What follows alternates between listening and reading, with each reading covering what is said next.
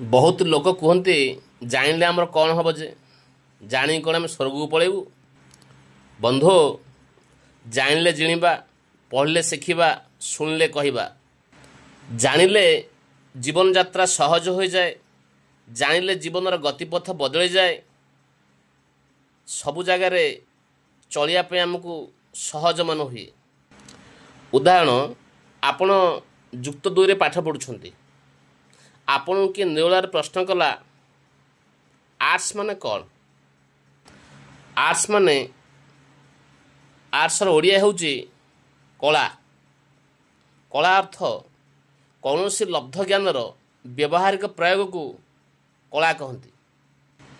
कला बोइले आपण भीतर थिबा विभिन्न प्रकार प्रतिभा बा गुण यह आपन जना नहीं कि आपण बहिरु खोजी पढ़ले नहीं बा आपण तांको ठारू बुझले।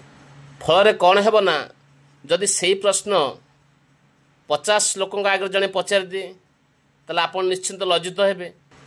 लज्जा बा निंदा हेउची मृत्यु, प्रशंसा हेउ जीवन। विचार आपणकर। धन्यवाद।